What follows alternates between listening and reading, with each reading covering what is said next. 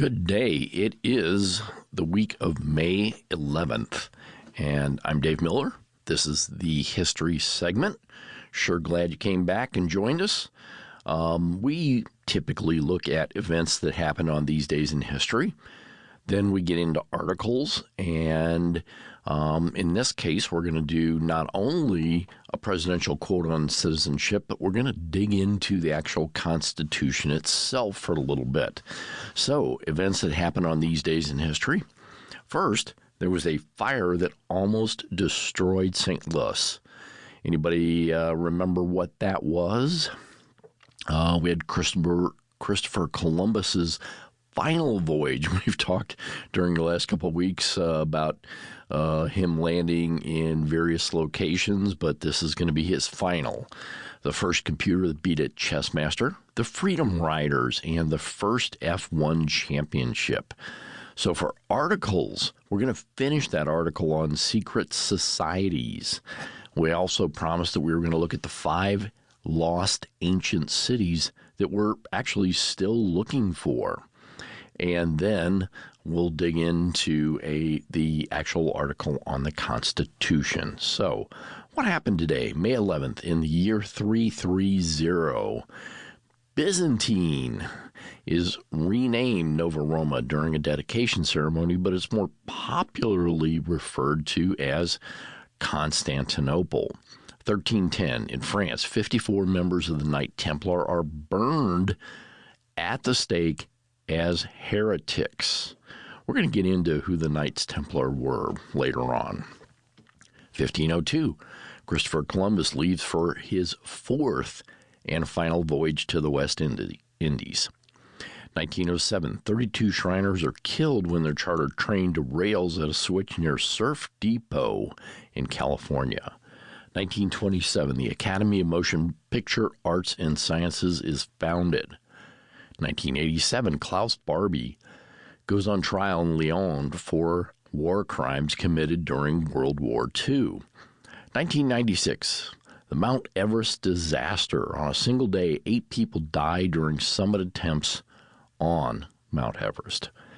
1997, Deep Blue, chess-playing supercomputer defeats Garry Kasparov in the last game of the rematch, becoming the first computer to beat a world champion chess player in a classic match format. 1998, India conducts 3 underground atomic tests to include a thermonuclear device.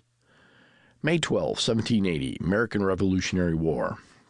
In the largest defeat of the Continental Army, Charleston, South Carolina is taken by the British forces. 1932, 10 weeks after his abduction, Charles Jr., the infant son of Charles Lindbergh, is found dead in Hopewell, New Jersey, just a few miles from the Lindberghs' home. 1949, the Soviet Union lifts its blockade of Berlin. 1958, a formal North American Aerospace Defense Command agreement is signed between the United States and Canada. 1965, the Soviet spacecraft Luna 5 crashes on the moon. 1982, during a procession outside the Shrine of the Virgin Mary in Fatima, Portugal, security guards overpowered Juan Fernandez Crone before he can attack Pope John Paul II with a bayonet. Crone, an ultra-conservative Spanish priest opposed to the Vatican II reforms, believed that the Pope had to be killed for being an agent of Moscow. 2002, former U.S. President Jimmy Carter arrives in Cuba for a 5-day visit with Fidel Castro, becoming the first president of the United States in or out of office to visit the island since Castro's 1959 revolution. It was a 5-day visit to Cuba. Wow. May 13th, 1861, American Civil War. Queen Victoria of the United Kingdom issues a proclamation of neutrality which recognizes the breakaway states as having belligerent rights. 1880, in Menlo Park, New Jersey, Thomas Edison performs the first test of his electric railway. 1939, the first commercial FM radio station in the U.S. is launched in Bloomfield, Connecticut. The station later becomes WDRC-FM. 1940, World War II. Germany's conquest of France begins. Winston Churchill makes his blood, toil, tears, and sweat speech to the House of Commons. 1950, the first round of Formula One championship is held at Silverstone. 1995, 33-year-old British mother Alison Hargreaves becomes the first woman to conquer Everest without oxygen or the help of Sherpas. 1998, India carries out 2 nuclear tests, followed the third conducted on May 11th. The United States and Japan impose economic sanctions on India. What happened on May 14th? Well, in 1607, Jamestown, Virginia is settled as an English colony.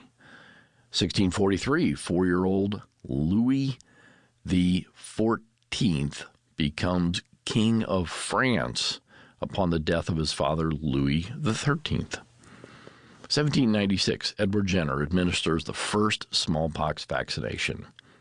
1913, New York Governor William Sulzer approves the charter for Rockefeller Foundation, which begins operations with a $100 million donation from John D. Rockefeller. It's $100 million back in 1913.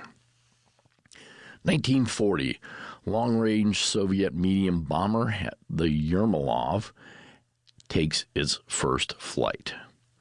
1948, Israel is declared to be an independent state and a provisional government is established. Immediately after the declaration, Israel is attacked by neighboring Arab states, triggering the 1948 Arab-Israeli War. 1955, Cold War. 8 communist bloc countries, including the Soviet Union, sign a mutual defense treaty called the Warsaw Pact. 1961, American Civil Rights Movement. The Freedom Riders bus is firebombed near Anniston, Alabama, and the civil rights protesters are beaten by an angry mob. 1963, Kuwait joins the United Nations. 1252, Pope Innocent IV issues a papal bull which authorizes but also limits the torture of heretics in the medieval Inquisition. 1862, President Abraham Lincoln signs a bill into law creating the United States Bureau of Agriculture. It is later renamed in the United States Department of Agriculture. 1891, Pope Leo XIII defends workers' rights and property rights in the Rerum Novarum, the beginning of the modern Catholic social teaching. 1905, Las Vegas, Nevada is founded when 110 acres and later would become the downtown are auctioned off. 1940, McDonald's opens its first restaurant in San Bernardino, California. 1957, Malden Island in the Pacific, Britain tests its first hydrogen bomb in Operation Grapple. The device fails to detonate. 1969, People's Park. California Governor Ronald Reagan has an impromptu student park owned by the University of California at Berkeley, fenced off from student anti-war protesters, sparking a riot called Bloody Thursday. 1988, the Soviet war in Afghanistan. After more than 8 years of fighting, the Red Army begins its withdrawal from Afghanistan. 1990, the portrait of Dr. Gaucher by Vincent van Gogh is sold for a record $82.5 million, the most expensive painting at the time. What happened on May 16th, 1568? Mary, Queen of Scots, flees to England. 1866, the U.S. Congress eliminates the half-dime coin and replaces it with a 5-cent piece or nickel. 1918, the Sedition Act of 1918 is passed by the U.S. Congress, making criticism of the government an imprisonable offense. 1960, Theodore Maiman, operates the first optical laser at Hughes Research in Malibu, California. 1991, Queen Elizabeth II of the United Kingdom addresses a joint session of the U.S. Congress. She is the first British monarch to address the U.S. Congress. May 17th, 1673, Louis Joliet and Jacques Marquette begin exploring the Mississippi River. 1775, American Revolutionary War. The Continental Congress bans trade with Quebec. 1792, the New York Stock Exchange is formed. 1849, a large fire nearly burns St. Louis, Missouri to the ground. We're going to get into that in a little bit. 1943, United States Army contracts with the University of Pennsylvania's Moore School to develop the ENIAC. 1967, Six-Day War. President Gamal Nasser of Egypt demands dismantling of the peacekeeping UN emergency force in Egypt. 1984, Prince Charles calls for the proposed addition to the National Gallery. He called it a monstrous carbuncle on the face of a much-loved and elegant friend. It sparked controversies about the proper role of the royal family and the course of modern architecture. So, curious about that St. Louis fire of 1849, I went to Wikipedia, and it says the St. Louis fire of 1849 was a devastating fire that occurred on May 17th, 1849, and destroyed significant parts of St. Louis, Missouri, and many of the steamboats using the Mississippi and Missouri River. Captain Thomas B. Targhee was killed while trying to blast a fire break. Targhee Street was named for him. The timeline of the fire was that in the spring of 1849, the population of St. Louis was about 63,000, with a western boundary extending to 11th Street. The city was about 3/4 of a mile wide and had about 3 miles of riverfront filled with steamboats and other river craft. St. Louis, located near the junction of the Mississippi and Missouri River, was the last major city where travelers could get supplies before they headed west. Here, travelers bought supplies and switched steamboats going up the Missouri River to Omaha, Nebraska, or other trailheads for the Oregon Trail or California Trail west. At this time, the city was experiencing a cholera epidemic, which would end up killing about 10% of the population. The town was booming as people came in from around the U.S. and abroad, brought supplies before heading overland to participate in the California Gold Rush. On May 17, 1849, at 9 p.m., the fire alarm sounded in St. Louis. The paddle-wheeled steamboat White Cloud on the river at the foot of Cherry Street was on fire. The volunteer fire department, with 9 hand engines and hose reel wagons, promptly responded. The moorings holding the White Cloud burned through, and the burning steamboat drifted slowly down the Mississippi River, setting 22 other steamboats and several flatboats and barges on fire.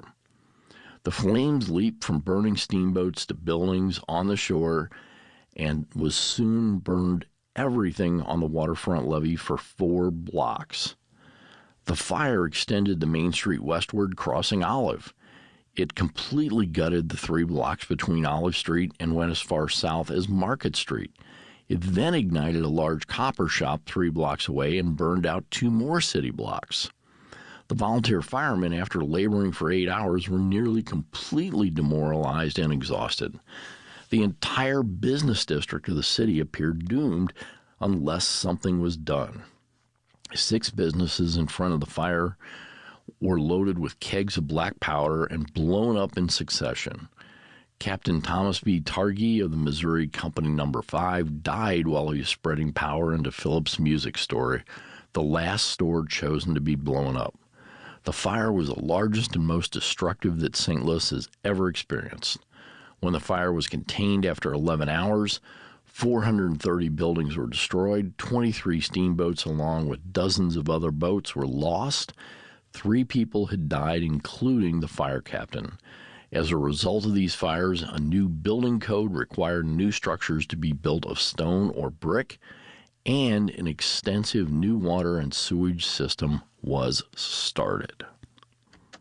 Before we get into the articles, I wanted to take two minutes. One, to read an American moment 250 years ago, and it has to do with John Adams. And in his diary, he wrote of the preamble for the new government. I found it on 250.gov and thought it was really an interesting read. Want to share that.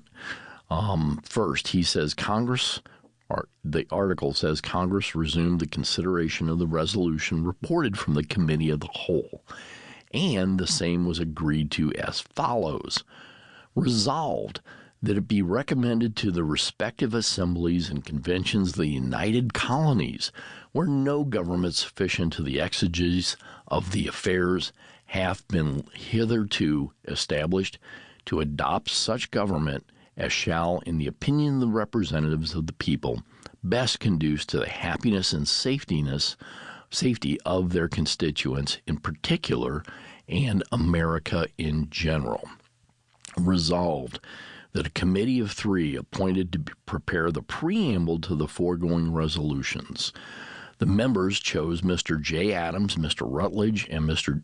Richard Henry Lee. It was brought before the Committee of the Whole House in concert between Mr. R.H. Lee and me, and I suppose General Washington was informed of it by Mr. Harrison, the chairman, or some other of his correspondent. But nothing of this appears in the journal. It is carefully concealed, like many other things relative to the greatest affairs in the nation, which were before Congress in that year. And that was Friday, spelled F-R-Y-D-A-Y, May 10th, 1776. So, interesting look back in history. Wanted to share that with you.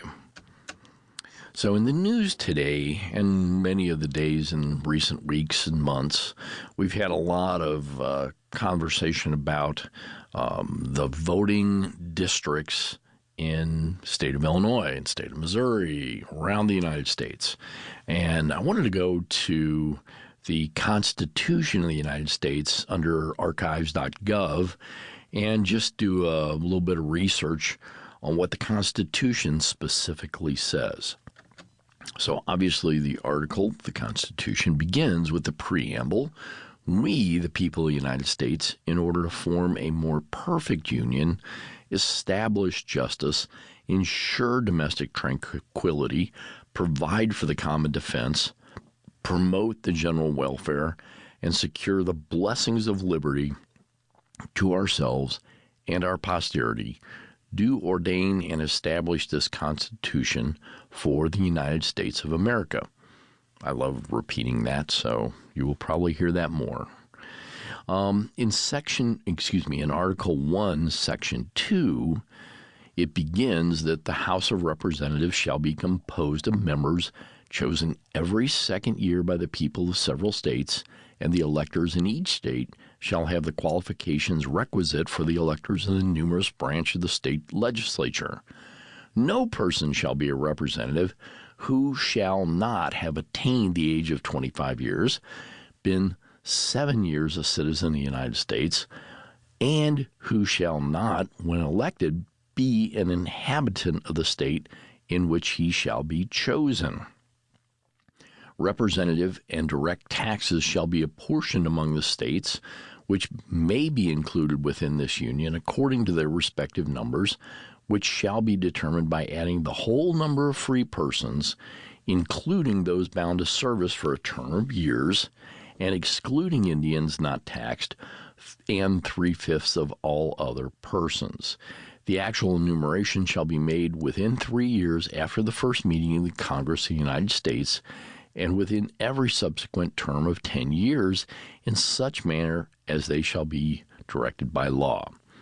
The number of representatives shall not exceed 1 for every 30,000, but each state shall have at least 1 representative, and until such enumeration shall be made, the state of New Hampshire shall be entitled to choose, that's CHUSE, 3 Massachusetts 8, Rhode Island and the Province Plantations 1, Connecticut 5, New York 6, New Jersey 4, Pennsylvania 8, Delaware 1, Maryland 6, Virginia 10, North Carolina 5, South Carolina 5, and Georgia 3. Moving forward to Section 3 of Article 1, immediately after they assembled in consequence of the first election, they shall be divided as equally as may be into 3 classes. The seats of senators of the first class shall be vacated at the expiration of the second year, the second class at the expiration of the 4th year, and the third class at the expiration of the 6th year, so that 1/3 may be chosen every second year. And if vacancies happen by resignation or otherwise during the recess of the legislature of any state, the executive thereof may make temporary appointments until the next meeting of the legislature, which shall then fill vacancies. We then skip forward through Article 1 to Section 9, in which they then go into no capitation or direct tax shall be laid unless in proportion to the census or enumeration directly herein that had been taken. We then move to Article 2 and Section 1. Each state shall appoint in such manner the legislature thereof may direct a number of electors equal to the whole number of senators and representatives in the state which may be entitled into the Congress, but no senator or representative or person holding an office or trust or profit of the United States shall be appointed an elector. The electors shall meet in their respective states and vote by ballot for 2 persons, of whom one at least shall be an inhabitant of the same state with themselves, and they shall make a list of all persons voted for and the number of votes for each, which list they shall sign and certify, transmit sealed to the seat of the government of the United States, directed to the President of the Senate. The President of the Senate shall, in the presence of the Senate and the House of Representatives, open all the certificates, and the votes shall be counted. The person having the greatest number of votes shall be the President, and if the number be a majority of whole number of electors appointed, and if there be more than one who have such majority and have equal number of votes, then the House of Representatives shall immediately choose by ballot one of them for president. And if no person have a majority, then from the highest 5 on the list, said House shall, in like manner, choose the president. But in choosing the president, the vote shall be taken by the states, the representation from each state having 1 vote. A quorum for this purpose shall consist of a member or members from the 2/3 of the states, and the majority of all states shall be necessary to a choice. In every case after the choice of president, the person having the greatest number of votes of the elector shall be vice president. But if there should remain 2 or more who have equal votes, then the Senate shall choose from them by ballot the vice president. So that is the United States Constitution. To go a little bit deeper into the question, I go to constitution.congress.gov, where they do analysis and interpretation of the U.S. Constitution, and this is, again, a U.S. government website.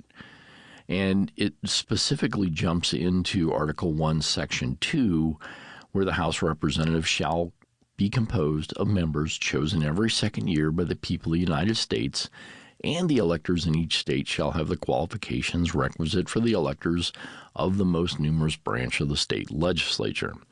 So, the annotation reads, a major innovation in constitutional law was the development of a requirement in the election districts that each state be structured so that each elected representative represents substantially equal populations. Although this requirement has generally been gleaned from the Equal Protection Clause of the 14th Amendment, In Westbury versus Sanders, the court held that in, quote, construed in its historical context, the command of Article 1, Section 2, that representatives be chosen by the people of several states, means that, as nearly as is practicable, one man's vote in a congressional electorate is worth as much as another's. End of quote. Court involvement in this new issue developed slowly.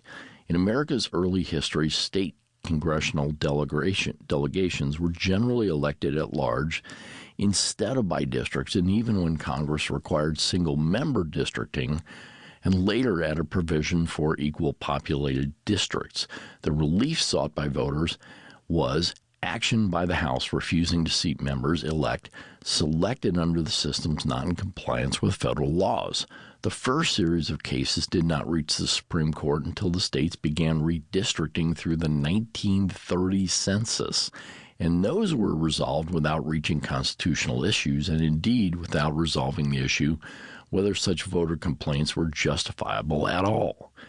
In the late 1940s and early 50s, the court used the political question doctrine to decline and adjudicate districting and apportionment suits, a position it changed in its 1962 decision in Baker v. Carr, and subsequently modified again in its 2019 decision, Rucho v. Common Cause. For the court in Westbury, Justice Hugo Black argued that a reading of the debates of the Constitutional Convention conclusively demonstrated that the framers had meant, in using the phrase, by the people, to guarantee equality of representation in the election of members of the Household of Representatives. Justice John Marshall Harlan, in dissent, argued that statements on which the majority relied had uniformly been in the context of the Great Compromise.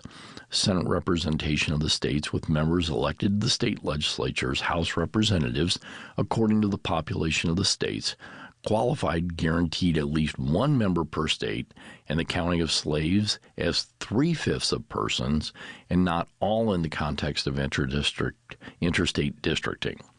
Further, he thought the convention debates clear to the effect that Article 1, Section 4 had vested exclusive control over the state districting practices in Congress, and that the court action overrode a congressional decision not to require equally populated districts.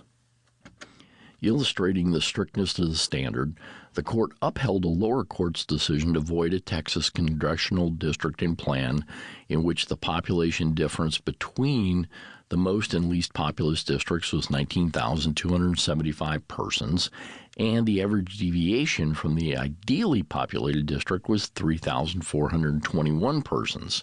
Adhering to the principle of strict population equality, the court in a subsequent case refused to find a plan valid because the variations were smaller than the estimated census undercount.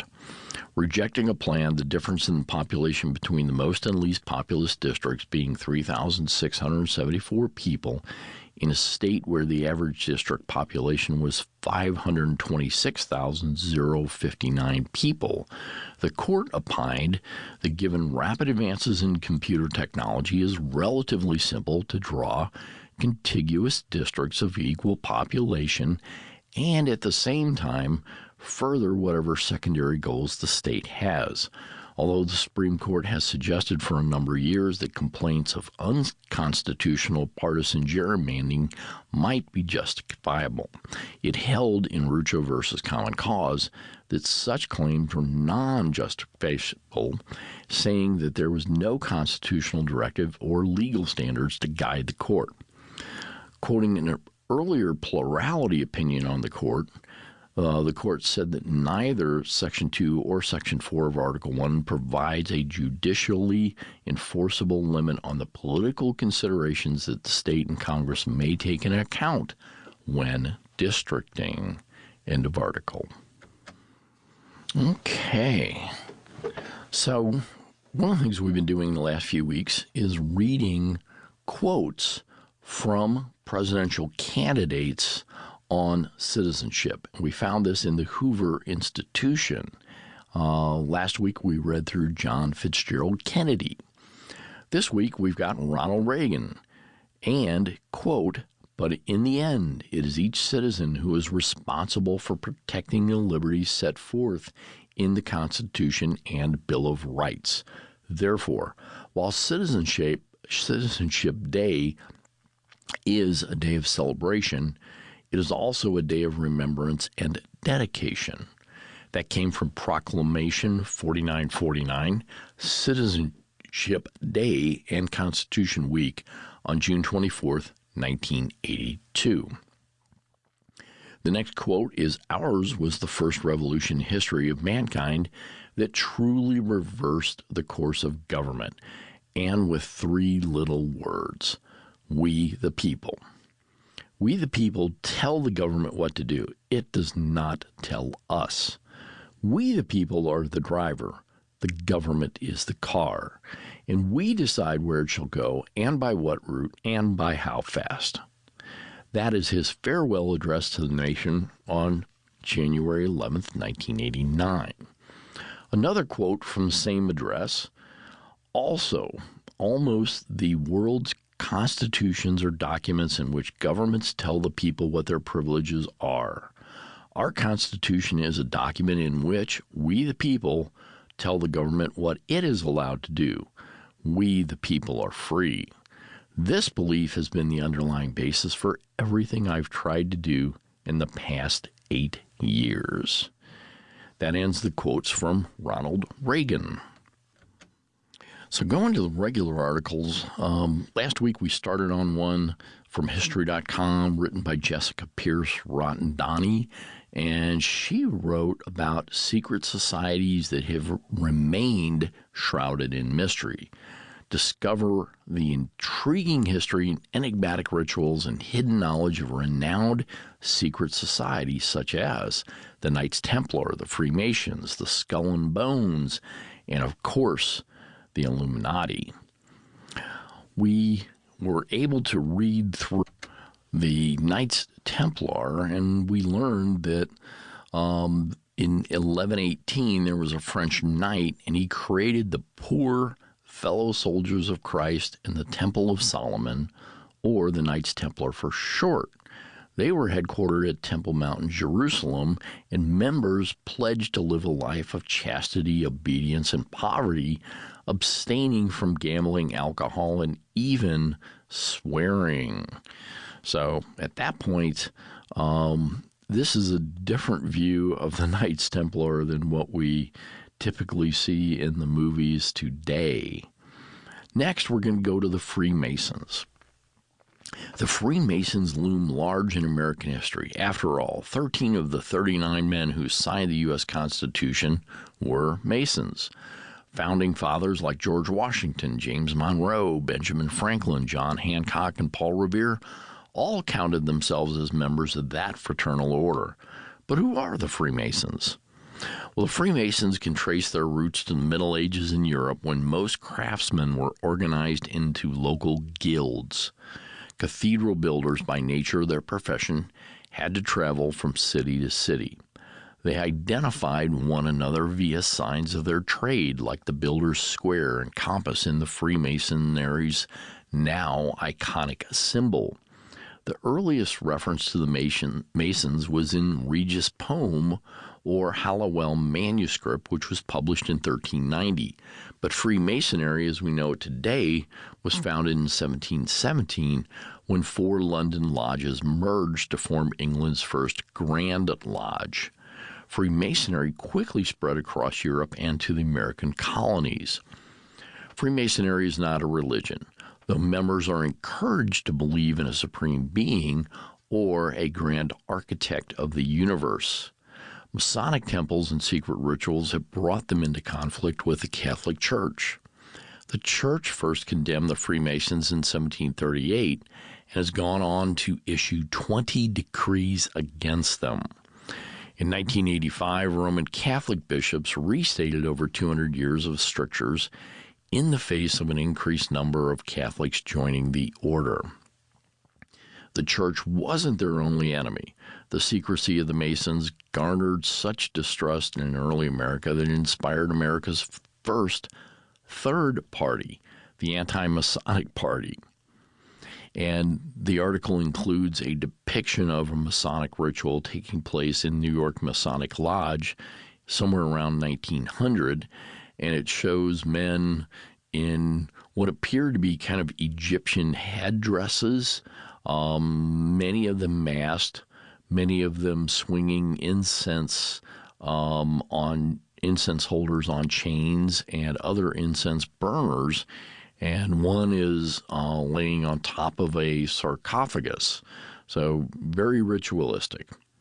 The article goes on. Freemasons exist today, and their public image has been greatly influenced by the high-profile charity work of the Shriners, a subset of the Freemasons known as the ancient Arabic order nobles of the mystic Shine. The Shriners were founded by the Freemasons in 1870 at the New York City's Knickerbocker College and continue their volunteer work today.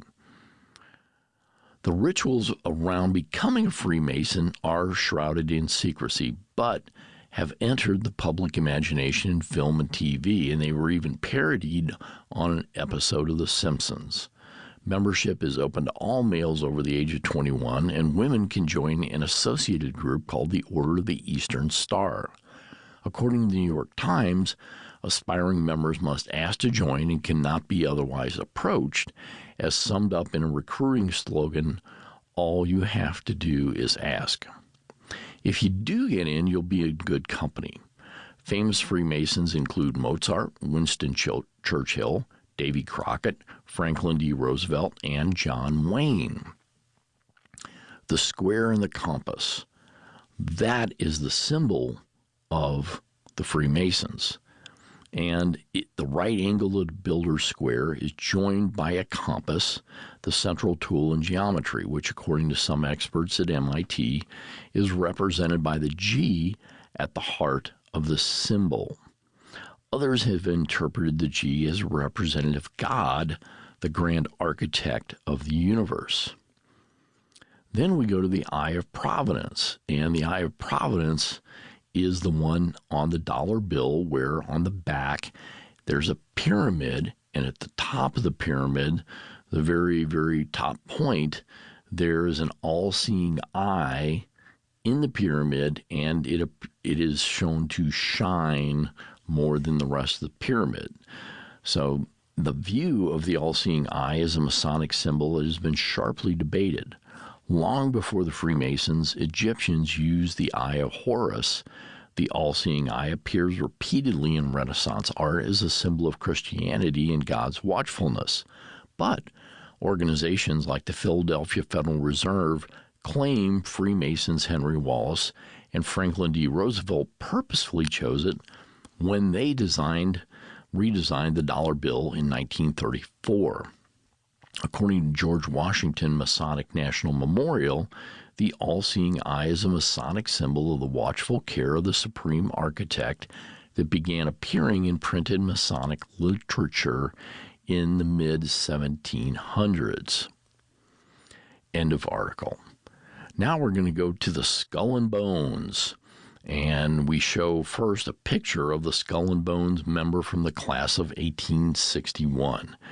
And it's a group of young men, all in suits, which had bow ties and look a lot more representative of tuxedos than anything else. They're seated around a table, and on the middle of it is a pillow with two crossed bones and a skull. The article begins, "The Order of the Skull and Bones is a secret society founded at Yale University in New Haven, Connecticut in 1832. Skull and Bones founder William Huntington Russell was inspired by an occult society he visited in Germany. His co-founder was Alphonso Taft, future Secretary of War under President Graft, and father of the President William Howard Taft, who would also become a member of Skull and Bones. The prominent list of bonesmen includes several presidents and modern-day power brokers."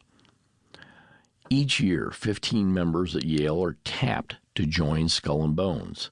Their names are published in Yale Rumpus through what happens behind closed doors of the Tomb, the windowless meeting space where bonesmen gather twice a week, is under wraps. Members take an oath of secrecy. Graduate members are referred to as patriarchs, while those undergoing initiation are called knights. Outside of the group are barbarians. Famous Skull and Bones members include Presidents William Howard Taft, George H.W. Bush, and his son George W. Bush, founder of Time magazine Henry Luce, former Secretary of State and presidential hopeful John Kerry, Fortune 500 elites, and members of the CIA. The controversial 1986 expose, America's Secret Establishment by Anthony Sutton, claimed that Skull and Bones was out to create a new world order run by bonesmen, prompting a myriad of conspiracy theories. And underneath it, we show the Skull and Bones image and the number 322 underneath it. And the conclusion of the article is that the symbol of Skull and Bones is appropriately a skull with two crossed bones. What's less clear is the meaning of the number 322 beneath. Yale Alumni magazine points to a popular theory that represents the year 322 BC when Alexander the Great died. The next is Bilderberg, spelled Bilderberg. The first Bilderberg meeting was in 1954, and it was held at the Hotel de Bilderberg in the Netherlands, from which the organization gets its name. Convened by Prince Bernhard of Netherlands, it was a gathering of powerful politicians from North America and Europe designed to foster warmer relations between the two continents amid fears of growing anti-Americanism in Europe.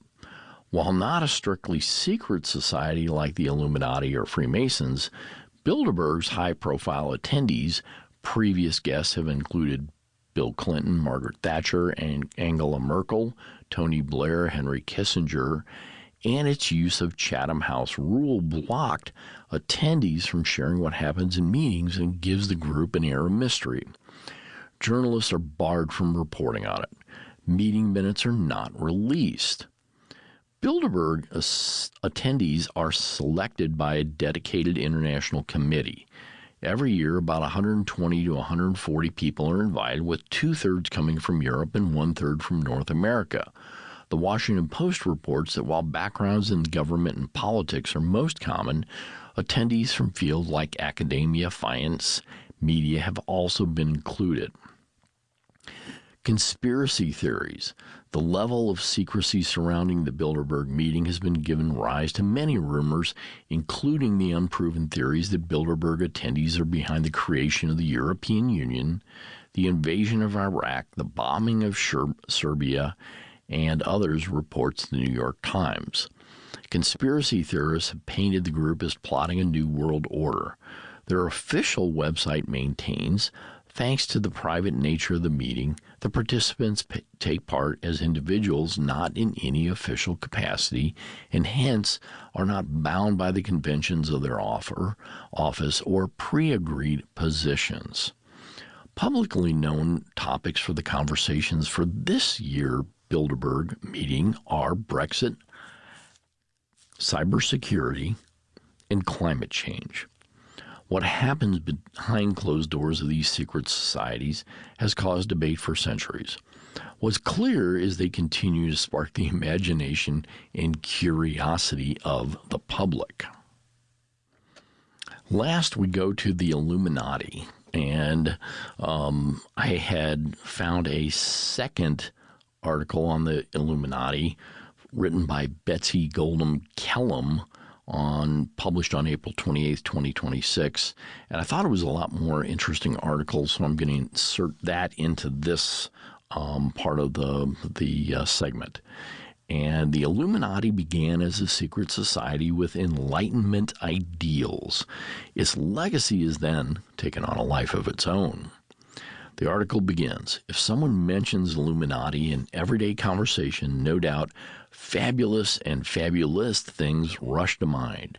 Pyramids with eyeballs, James Bond-level clandestine evil, tinfoil hats, or even erudite rituals. And while the name Illuminati can refer to any number of real or invented groups over the past few hundred years, the original society of that name got its start in 18th century Germany as something much smaller, a philosophy club. Adam Weishaupt joined the University of Ingolstadt in 1772 as a law professor after spending time as a student and tutor there. He was made dean of law faculty in 1776 at the age of 27 years old, but tensions quickly developed. The Jesuit faculty, who had long controlled curriculum at the university, were peeved by his rising star, high salary, and not to mention his subversive views towards religious doctrine and hierarchy. Weishaupt, for his part, disliked the Jesuits' level of organizational control and religious influence. Weishaupt viewed himself as a leader and free speech advocate, someone whose influence was needed to spread Enlightenment values such as reason, individualism, liberty, and the consent of the governed. He had decided that, quote, only by a secret coalition of friends of liberal thought and progress could the forces of superstition and error be overwhelmed, end quote, wrote historian Vernon Stauffer in New England and the Bavarian Illuminati in 1918. At first, Weishaupt considered joining a local branch of Freemasonry, a fraternal society whose members met to promote Enlightenment values. But he was limited by time, money, and station in terms of joining up with a Masonic lodge, so he decided to strike out on his own with a clutch of 5 favorite students. The Order of the Illuminati was founded in Bavaria in May 1st, 1776, and aimed at breaking religious control over knowledge and social development. Members had code names. Weishaupt was Brother Spartacus. He used the Owl of Minerva as a sort of logo and originally considered the name Perfectibilists before Weishaupt settled on Illuminati. There were 3 original levels of membership: novice, Minerval, and illuminated Minerval, that guided young learners through the study of equality, brotherhood, reason, and morality. They were also heavily encouraged to recruit others. A later association with Freemasonry came courtesy of a nobleman and Freemason, Baron Adolf von Kidge. He brought class status, ritual, and governance to the order and incited an uptick in membership within German Masonic circles. At its peak in the 1780s, Weishaupt's Illuminati has as many as a few thousand members and a solid influence in Masonic power circles. Internal squabbling and external politics largely led to the order's decline, though, in addition to the fact that Weishaupt, Knigge, and the order's governing council had large egos and frequent arguments, they also faced external political pressures. Charles Theodore, Elector of Bavaria, issued edicts generally condemning secret societies, and specifically the Illuminati, in the 1780s. In October 1786 and 1787, the authorities raided the homes of the leading members, seized internal documents and membership lists, which were then made public. This could be the end of the story if you consider the Illuminati just a philosophical club with a pyramid scheme like recruiting and esoteric trappings. Not long after Weishaupt was exiled from Bavaria, and the society seemed to have been dissolved, but others insisted the group was in fact a devious, unkillable secret organization hoping to destabilize church, government, and society for their own interests. Scottish scientist and philosopher John Robison declared in 1798 that despite the demise at the hands of the Elector, the Illuminati had reformed under new names and spread into all the countries of Europe. He also believed the secret Masonic fringe group had influenced the French Revolution. As historian Mike Jay explains, Robeson viewed the Illuminati to be in the process of subverting all the cherished institutions of a civilized world into instruments of a secret and godless plan. Around the same time, people were concerned the European Illuminati had traveled over the Atlantic to America. Stauffer recounts a sermon by Reverend Jedediah Morse, in which the clergyman warned that the covert Illuminati sought nothing less than the civil and religious overthrow. My only aim, he said, is to waken in you and myself a due attention at this alarming period to our dearest interests.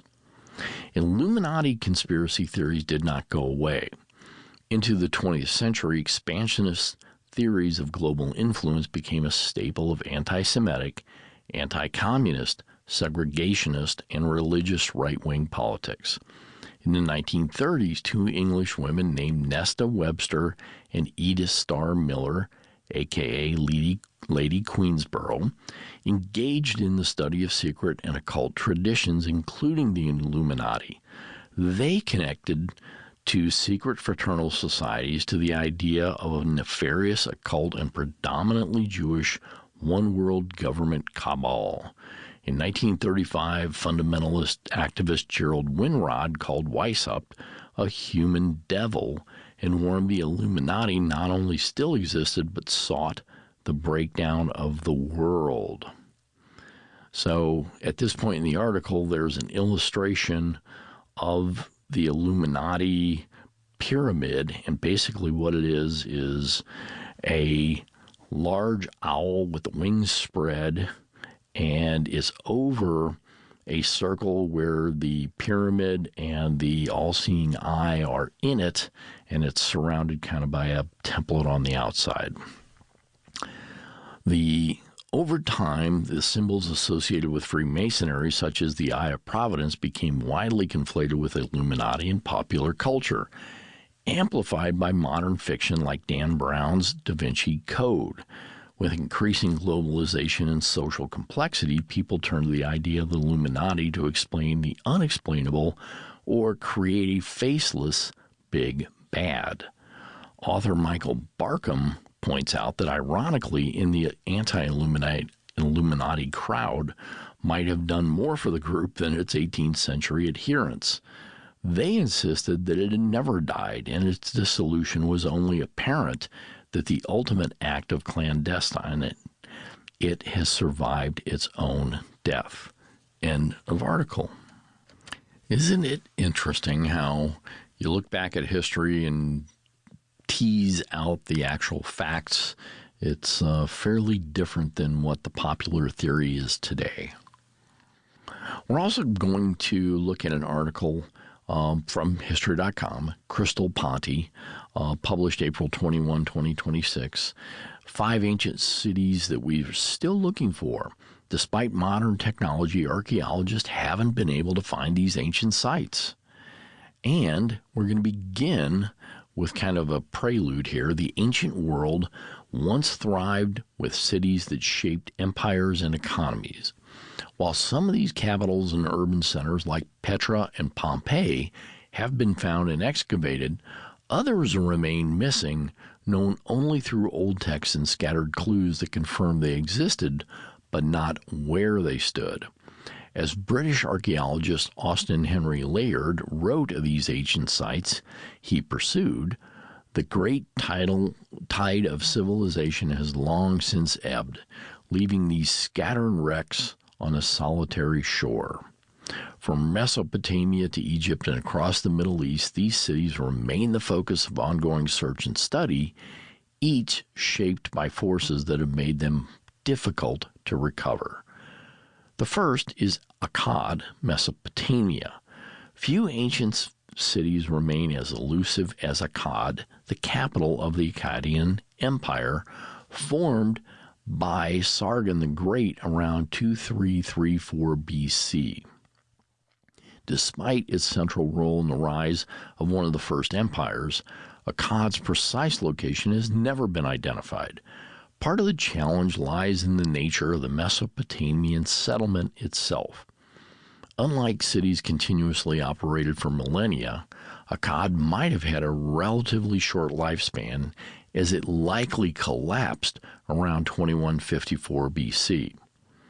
Akkad was not occupied for very long in the Mesopotamian context, where sites may have been inhabited for thousands of years and built up into tells reaching up to 40 meters high, explains Augusta McMahon, a professor of Mesopotamian archaeology at the University of Chicago.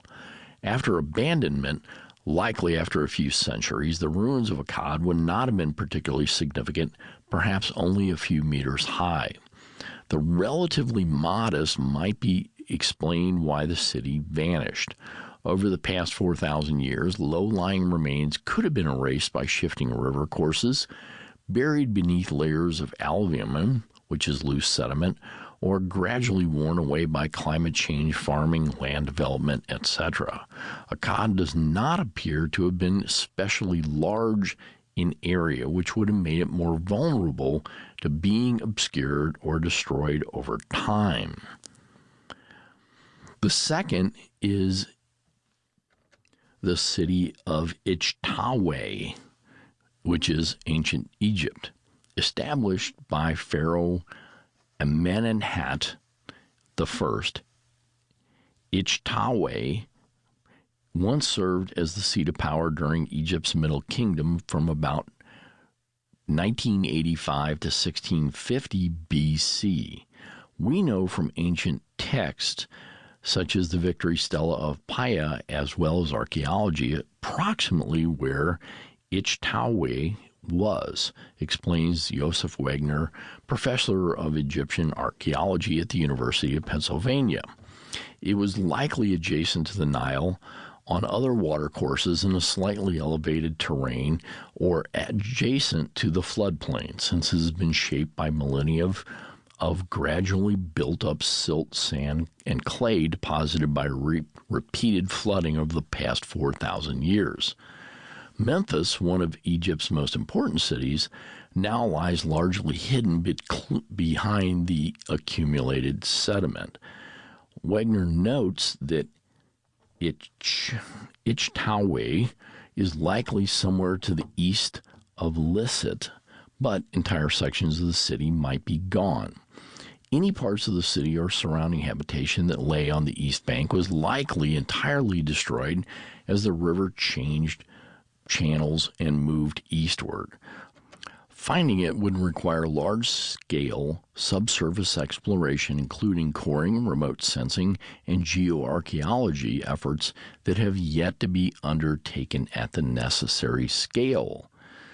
That'll conclude our article and our day, and we will finish this again next week. Take care. Coming up next on the Niagara Frontier Radio Reading Service, we have Military Times from our friends at Mind's Eye in Illinois. Following that, at 2 o'clock is episode number 1 of 1929 by Andrew Ross Sorkin. And following that, at 3 o'clock is Smithsonian. Stay with us for these readings and more. You're listening to the Niagara Frontier Radio Reading Service. We broadcast daily readings of printed matter to those who are blind or have a print disability throughout Buffalo, Western New York, and Southern Ontario's Niagara Peninsula. Almost 40 years and more than 300,000 hours of radio readings to those without sight. Our broadcast signal is provided at no charge by WNET. Niagara Frontier Radio Reading Service broadcast studios are at 1199 Harlem Road in Cheektowaga. Please let others know about your Niagara Frontier Radio Reading Service. For more information, call us at 716-821-5555.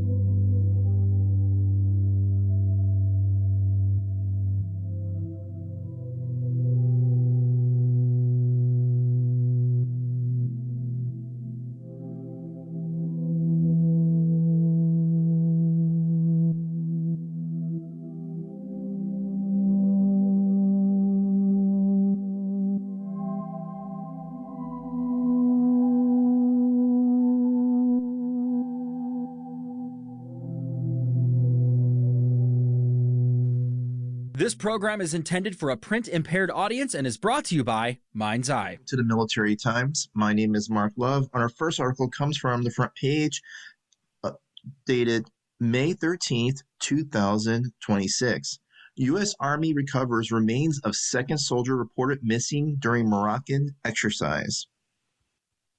The remains of the second U.S. Army soldier who was reported missing in southern Morocco last week has been recovered, the Army said in a statement Wednesday. The Army identified the remains of Specialist Mariah Simone Collington, 19, of Tavares, Florida. Collington served as an air and missile defense crew member and was assigned to Charlie Battery, 5th Battalion, 4th Air Defense Artillery Regiment, 10th Army Air and Missile Defense Command, according to an Army release. The recovery ends an 11-day search effort for Collington and First Lieutenant Kendrick Lamont Key, Jr. of Richmond, Virginia, after soldiers entered the ocean on May 2nd near Cap Draw training area during a joint military exercise. According to reports, one of the soldiers fell into the water during a hike along the oceanside cliffs after the training that day had concluded. The other soldier purportedly jumped in to help, and initial efforts for both failed. On May 9th, Key Jr. was recovered in the water approximately 1 mile from where both soldiers reportedly entered the ocean. The Royal Moroccan Armed Forces moved his remains by helicopter to Moulay El Hassan Military Hospital in Goulim, Morocco, and the Army said plans are in motion to repatriate his body. Since May 2nd, more than 1,000 U.S. and Moroccan military and civil personnel participated in the search for the two soldiers, with Collington located and retrieved from a coastal cave roughly 1,600 feet from where the pair reportedly entered the ocean, according to the release. Challenging ocean conditions, coastal terrain, and the cave's accessibility complicated search and recovery operations throughout the effort. Specialist Collington was an outstanding soldier whose unwavering enthusiasm and positive spirit uplifted every environment she entered, Captain Spencer Grider, commander of Charlie Battery, 5-4 8R, said in the release. Her infectious energy, whether in the office, in the field, or among her peers, fostered connection and camaraderie, bringing people together through her genuine warmth and heartfelt sense of humor. Her presence will be greatly missed across our formation. The soldiers were involved in African Lion 26, U.S. Africa Command's largest annual joint exercise, which involved over 40 countries and this year spanned across Ghana, Morocco, Senegal, and Tunisia. The incident remains under investigation. And in our next article, Energy Secretary, Iran frighteningly close to nuclear weapon despite Operation Epic Fury, dated May 13th, 2026. Energy Secretary Chris Wright warned on Wednesday that Iran is frighteningly close to obtaining a nuclear weapon, nearly 3 months after the United States launched a war irrevocably halt the Islamic Republic from crossing that ominous Rubicon. Wright, referring to Iran's current stock of nuclear material, told the Senate Armed Services Committee they are a small number of weeks away to enrich that to weapons-grade uranium. But the Energy Secretary added that a months-long weaponization process will still be required beyond that point. The Iranian nuclear activity steadily increased in years since President Donald Trump abrogated the Obama-era accord in his first term. Nuclear analysts contend this decision removed key guardrails and freed the regime to enrich uranium at higher levels, expand production, and develop more advanced centrifuges. Tehran is estimated to have amassed approximately 12 tons of uranium at varying degrees of purity. Uranium is generally said to be of weapon grade when it is rich to 90% purity or higher. At present, Iran is believed to have come close to this threshold, but has not reached it. The Islamic Republic's leadership has long insisted it does not intend to develop a nuclear weapon and instead wants to keep enhancing its physical technology for peaceful purposes. These protestations are widely dismissed by the nation's many adversaries, including the U.S. Wright, in an exchange with Senator Richard Blumenthal, Democrat of Connecticut, said that roughly a ton of Iran's 60% uranium is only weeks away from weapons-grade level, with the remaining 11 tons of 20% material just a few weeks behind. Unenriched uranium, it's a long process to get it to weapons grade, he explained.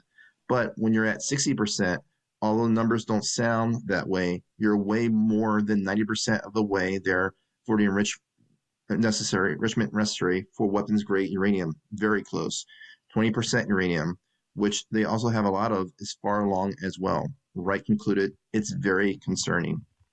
Much of the material is believed to be entombed within fortified tunnels near the Isfahan nuclear facility, which survived last June's Operation Midnight Hammer. The U.S.-led raid involved more than 125 U.S. military aircraft, including 7 B-2 stealth bombers that dropped 14 GBU-57 massive ordnance penetrators on deeply buried targets. Trump repeatedly claimed the relatively brief air campaign obliterated the sites, but intelligence assessments concluded that while Midnight Hammer severely set back Iran's capabilities, it did not destroy them. The Trump administration has since invoked Iran's purportedly imminent nuclear threat as the premise for the military action that began at the end of February, dubbed Operation Epic Fury. Matthew Bunn, professor of the practice of energy, national security, and foreign policy at Harvard University, told Military Times that Iran still retains enough highly enriched uranium to proceed swiftly toward making more than a dozen nuclear bombs. They could move fairly quickly to build nuclear weapons should they choose to do so, he said. The reason they haven't done so, in part, is because they fear exactly what happened. If their facilities were detected, they would get blasted before they could finish. Senior Trump administration officials have publicly weighed deploying forces deep inside Iran to seize Iranian stockpiles by force. Secretary of State Marco Rubio said in March, people are going to have to go and get it. Secretary of Defense Pete Hegseth told reporters the following month, they will either give it to us or we'll take it out. The president on Sunday said that Iran's nuclear enrichment site was under close surveillance by the Space Force, and that we'll get at that at some point whenever we want. Bunn argued that against such high-risk military operations, warning it could result in significant American casualties. He insisted that it wouldn't solve the problem, and diplomacy is the only viable long-term solution. You just can't bomb knowledge away, he said, pointing to the thousands of scientists and engineers working within Iran's nuclear apparatus. If I'm the Iranians, I take my knowledge that I now have of advanced centrifuges and how to make them and how to operate them, and my other deep underground facilities, and start enriching some more uranium and set up my facilities using that material. Absent a durable agreement and rigorous monitoring, Bunn said, nothing will prevent Iranians from picking up where they left off. White House spokeswoman Olivia Wells, in a statement to Military Times, asserted the Iranian regime knows their current reality is not sustainable. President Trump holds all the cards and keeps all options on the table as negotiators work to make a deal. And in our next article, U.S. Army abruptly cancels deployment of 4,000 soldiers to Poland, dated May 13, 2026. The U.S. Army has canceled the deployment of the 2nd Armored Brigade Combat Team, 1st Cavalry Division, more than 4,000 soldiers and associated equipment to Poland. An Army official confirmed the decision Wednesday, but did not provide details and referred all questions to the Defense Department, which did not respond to a request for information. During a congressional hearing Tuesday on the Army's budget posture, neither Army Secretary Dan Driscoll nor General Christopher Leneve, the Army Vice Chief of Staff, mentioned the deployment cancellation. But word already had started spreading early Tuesday morning among those affected, with soldiers texting friends and loved ones about the change. Senator Jack Reed, Democrat of Rhode Island, ranking member of the Senate Armed Services Committee, said during his opening statement in the hearing that the Army faces a budget shortfall of at least $2 billion as a result of extended operations that include deployments of the Army National Guard to Washington, D.C., and units to participate in U.S. border control. Reed wondered what the impact was on training and operations, but the topic was not addressed. According to the ABC News, the Army budget shortfall is significantly larger than Reed's estimate. In the report, Army officials told the outlet the amount actually is between $4 billion and $6 billion. The Pentagon announced in April that it planned to withdraw roughly 5,000 troops from Germany. Defense Department spokesperson Sean Parnell said the Secretary Pete Hegseth made the decision after reviewing theater requirements and conditions on the ground. The move would bring U.S. troops level in Europe to pre-2022 levels before Russia invaded Ukraine and started a war that has killed more than 43,000 Ukrainian troops and at least 100,000 Russian service members. According to Every Casualty Counts, a British-based non-governmental organization that tracks conflict deaths. More than 10,000 U.S. troops are stationed in Poland on rotation. The Blackjack Brigade was expected to deploy for 9 months. The Stars and Stripes reported that the Fort Hood-based Texas-based Tank Brigade cased its colors May 1st in preparation for the deployment. Portions of the 2nd Armored Brigade Combat Team Advanced Echelon are already in Poland, and equipment is in transit, according to the deployment plan. Army officials from Fort Hood and U.S. Army headquarters referred all questions to DoD, which declined to comment. We have no comment on this at this time, the Pentagon Press Office wrote in an email to Army Times. And in our next article, Air Force MQ-9 fleet drops to 135 aircraft after Iran combat losses, dated May 13, 2026. The U.S. Air Force's MQ-9 Reaper fleet has fallen to roughly 135 aircraft as combat attrition from Operation Epic Fury cuts into the service's most heavily used remotely piloted asset. The Deputy Chief of Staff for Plans and Programs told Senators Tuesday. Lieutenant General David Tabor told the Senate Armed Services Subcommittee on Airline that the fleet is still able to fulfill our contract of 56 combat lines worldwide, despite the losses, and the service is seeking to backfill the inventory and field a cheaper, more expendable replacement. The 56 combat lines represent the intelligence, surveillance, and reconnaissance orbits the Air Force maintains around the clock from combatant commanders worldwide. Senator Kevin Cramer, Republican in North Dakota, opened questioning at the Senate hearing by citing the longstanding 189 aircraft floor, leaving the current fleet roughly 54 aircraft short. He asked what the Air Force plans to do as the platform takes losses in the Middle East, while remaining in heavy demand across other combatant commands. Tabor did not address the 189 figure directly, but noted that attrition has really demonstrated the value of the MQ-9s. We are concerned about how they're attrited, and we're looking at options to buy back as many of the MQ-9As as we possibly can right now, Tabor said. The Air Force is working with the Department of Defense to fund the buyback this fiscal year, he said. The longer-term work, Tabor said, falls to A57, the Air Force's Strategy, Integration, and Requirements Directorate. He turned the question over to Major General Christopher Niemi, military deputy for Air Force Futures and the White House's nominee to serve as the service's first chief modernization officer. Niemi confirmed that he signed off on requirements documents for the next generation platform on May 11th, framing the successor as a deliberate departure from the Reaper platform, designed from the outset for this kind of contested airspace that resulted in the Epic Fury losses. We believe that it's possible to take advantage of modern manufacturing technologies so that we could buy something that is more flexible, lends itself more to open architecture, is more easily produced in mass numbers, Niemi said, and then ultimately you could use it in a more attributable way. The cost driver, Niemi said, is the Reaper's sensor suite. A current MQ-9 is full of sensor package, can run up to $50 million a copy, he said. A modular successor would allow the Air Force to strip out high-end packages for operation in high-threat environments, driving the price down to a point where losing one or many is operationally and financially feasible. Lieutenant General Luke Cropsey, military deputy for Air Force Acquisition, and the service's Intelligence, Surveillance, and Reconnaissance and Special Operations Acquisition team issued a request for information about a month ago. More than 50 companies responded. There is a burgeoning interest across the broader defense industrial base on what comes next, Cropsey said. The April 14th solicitation, titled Attributable ISR Aircraft, seeks low-cost, fast-to-field, fast-to-deploy airborne ISR mass to increase mission flexibility and mission surging, according to a copy of the document. The service is looking for a threshold range of 200 kilometers, objective 1,500 kilometers, from launch and recovery to the collection area, and a threshold loiter time of 4 hours, objective 20. Industry production must be able to scale within months, the RFI states.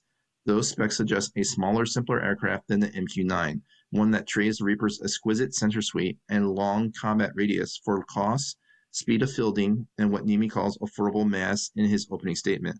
The math has shifted to match the threat.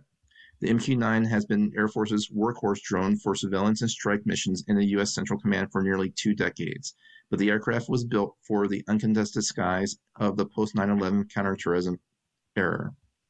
Its losses during Operation Epic Fury have exposed a vulnerability Air Force planners have long understood but never been compelled to fix. The service shelved an earlier MQ-9 replacement effort, MQ-X, in 2012, and a 2020 request for information produced market research but no acquisition program. The May 11th requirements document and the April 14th RFI together represent the furthest the Air Force has gone towards replacing the Reaper in more than 5 years. The search for an MQ-9 successor is intended to follow the Collaborative Combat Aircraft Acquisition Model, NIMI said, which surveyed industry broadly, narrowed the field down to 2 companies that are now delivering flying prototypes for testing, and treated open architecture and autonomous operation as design requirements from the outset. Propsy said the industry's response has been strong. We have enough interest to really get some, I think, interesting proposals back, he said. And in our next article, Pentagon reaches agreements with defense firms on containerized missiles, dated May 13, 2026. The Pentagon is set to announce on Wednesday framework agreements that position it to potentially acquire over 10,000 low-cost containerized missiles over 3 years starting in 2027. A statement seen by Reuters ahead of its release said that the Pentagon's agreements are with Anduril, Co-Aspire, Leidos, and Zone 5, and will together launch the Low-Cost Containerized Munitions, or LCCM, program. The assessment phase of the program will involve purchasing 10 missiles from all 4 companies starting in June 2026. The statement did not provide a cost or specify the weapon systems from the 4 firms, but said the agreements established the terms for future firm fixed-price production contracts. The Army has long touted containerized weapon systems as a low-cost, mobile way to deploy missiles in standardized shipping containers. A separate agreement with defense startup Castilian lays out a plan to award a 2-year contract for a minimum annual purchase of 500 Blackbeard missiles, which are Castilian's first hypersonic strike weapon. Once Castilian achieves testing and validation, the statement said. It said the Pentagon was seeking authorizations and appropriations to purchase over 12,000 Blackbeard missiles over 5 years. Michael Duffy, who, as Undersecretary of Defense for Acquisition and Sustainment, is the Pentagon's chief weapons buyer, said in a statement that the agreements show how the U.S. is moving beyond traditional prime contractors to expand the industrial base. The agreements, he added, send a clear, long-term demand signal to innovative new entrants. Emil Michael, Undersecretary of Defense for Research and Engineering, said the agreements commit the firms to on-time, on-cost delivery. We will deliver affordable mass for our warfighters at unprecedented speed, Michael said in a statement. The Pentagon is ramping up its requests from Congress for funding for munitions, which are in high demand with the ongoing war in Iran. General Dan Kane, chairman of the Joint Chiefs of Staff, said in written testimony this week that the Pentagon's fiscal 2027 budget would fund over $26 billion for multi-year procurement contracts for critical munitions. And in our next article, U.S. Special Operations leaders frustrated by inability to modify their own equipment, dated May 13, 2026. U.S. Special Operations leaders expressed frustration Tuesday about manufacturers' proprietary agreements that block them from making quick upgrades to military equipment. The problem is especially acute for unmanned systems, they said, as technology is evolving far faster than the ability of U.S. Special Operations Command to modify its drones. The biggest challenge that we face, at least within the majority of our formations, is the inability of the operator at the edge to have the authority to tinker. Lieutenant General Lawrence Ferguson, Chief of U.S. Army Special Operations Command, told the Senate Subcommittee on Emerging Threats and Capabilities on Tuesday. Specifically, I'm thinking of unmanned systems, mainly unmanned aerial systems. We're bound right now to the actual vendor of that system that has the proprietary capability. And so what we are looking for is an ability for our people at the edge to have the right to repair. Ferguson was joined by the heads of the Air Force, Navy, and Marine Corps Special Operations Command, who told the committee of similar issues. To add a small long-range cruise missile to an aerial platform, I want to be able to iterate quickly on the software, Lieutenant General Michael Conley, Air Chief of Air Force Special Operations Command, told the subcommittee. Often working with large vendors, there's proprietary information to get into the mission computers we hit. We hit walls that small vendors that are trying to move fast and get us those capabilities sometimes get outmuscled by the bigger vendors and they can't break through. Despite prodding by Senator Ashley Moody, Republican of Florida, the Special Operation Commanders did not name any of those big manufacturers. As with civilians resentful over an inability to fix everything from cell phones to farm tractors without having to go through the manufacturer, right to repair has become a controversial issue for the U.S. military. Nonetheless, right to repair provisions were stripped from the fiscal 2026 National Defense Authorization Act. This may be particularly galling to U.S. Special Operations Committee, which often uses specialized and cutting-edge equipment, which can be the first to test that equipment in combat. The proprietary agreements make it difficult to keep up with adversaries, the leader said. For example, drug cartels or militant groups like Al-Shabaab in Somalia can easily acquire and modify small drones, said Major General Peter Huntley, Chief of Marine Forces Special Operations Command. I can buy them right now, Huntley testified. I can put them in the hands of our operators, but the ability to kind of adapt them and make them a real military capability at some form of scale is very challenging right now. U.S.-European relations create complications. The subcommittee also heard about the strain that the war on Iran and other operations have placed upon the SOCOM community. AFSOC executed the two largest presidentially directed deployments in our 36-year history, while also maintaining a persistent operational tempo across 5 other geographic commands, Conley said. Fractures in the relationship between the U.S. and Europe over the Iran war and the refusal of nations such as Spain to allow American forces to use host country bases has also complicated SOCOM's work. I think maybe we've taken that for granted to some degree over the years, that the bases are always going to be open for our use, Conley said in response to questions from Senator Elissa Slotkin, Democrat of Michigan. We've been able to adapt and we've been able to get the missions complete, but not having the assured access that we've used to with mainly European countries as we transit transatlantic towards CENTCOM has been something we've had to work hard to make happen. The things that might affect Mike Conley's formations as far as accessing, basing, and overflight, those do affect us because we're usually along for the ride, echoed Ferguson. However, Ferguson added that generational ties between U.S. Special Operations Forces and American allies have helped ensure a smooth relationship. I've not seen any impact as far as allies being hesitant to work with us, Ferguson added. In our next article, Ukraine's battlefield integration surpasses U.S. military's, Army Secretary says, dated May 12, 2026. Ukraine has linked its military drones, sensors, and weapon systems into an unified battlefield network, an integration Army Secretary Dan Driscoll told lawmakers Tuesday the U.S. military has yet to achieve. During a Senate Armed Services Committee hearing, Driscoll lauded Kyiv's Delta command and control system and praised its ability to integrate every single drone, every sensor, and every shooting platform into just one single network. A stark contrast, he said, to fragmented American systems that struggle to communicate or share data. The Secretary pointed to the Army's newly launched Operation Jailbreak, an effort at Fort Carson, Colorado, where Army engineers and defense contractors are working to break down software barriers that prevent systems from exchanging information.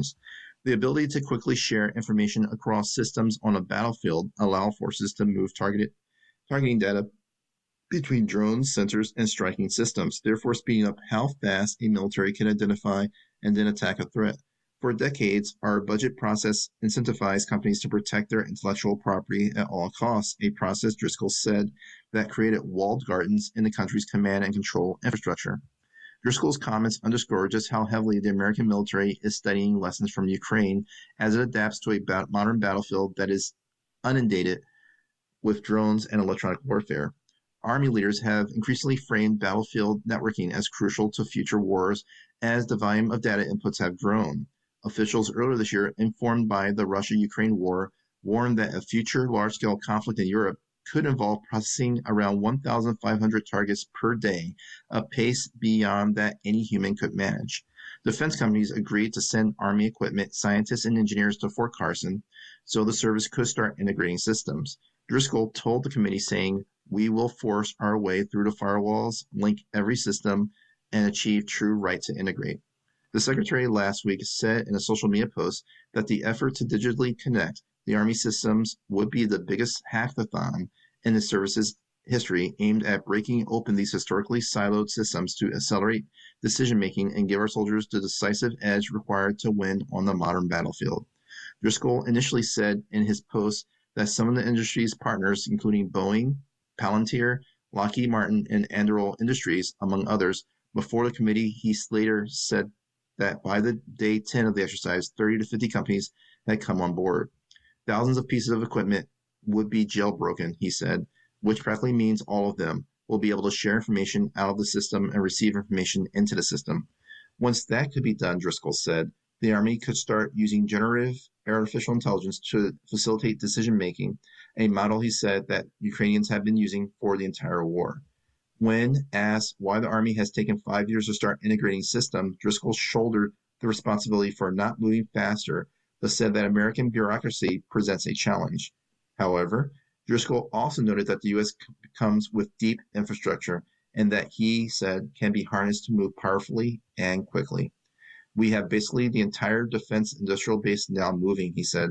Senator Jack Reed, the committee's top Democrat, summarized the Army's shift during the hearing.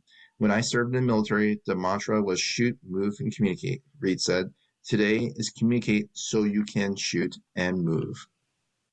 In our next article, "No Indo-Pacific peace without industry surge and burden sharing," U.S. General says, dated May 13th, 2026. From Honolulu, U.S. Army leaders assembled in Hawaii this week emphasized the importance of a multi-pronged effort, from the foxhole to the factory, necessary to deter near-peer adversaries across the vast Indo-Pacific. Speaking at the 2026 Land Forces Pacific Symposium and Exposition, U.S. Army General Xavier Brunson, commander of United Nations Command, ROK U.S. Combined Forces Command, and U.S. Forces Korea, called the Joint Military-Industrial Approach the ultimate guardian of peace. Delivering the symposium's opening keynote, Brunson cited military strength, industrial sustainability, and allied collaboration as primary components needed to create a true fortress for all our nations and interests here in the Indo-Pacific. "The statement is not the tale," Brunson said, referencing industrial networks capable of supporting far-reaching forward combat operations across the region. "It's the teeth of our deterrence," he said. "Strategic concepts only survive as long as they are backed by industrial endurance." Brunson's fortress reference is a nod to a fortress chain of defense burden sharing among regional allies, such as South Korea, who have been ramping up industrial capabilities, weapons replenishment, and equipment repair, principally among them, to be positioned closer to the fight.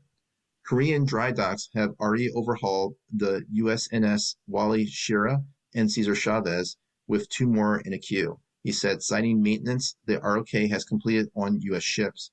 "That is the operational blueprint. We cannot shuttle broken equipment across an ocean for repair while an adversary evolves on our doorstep.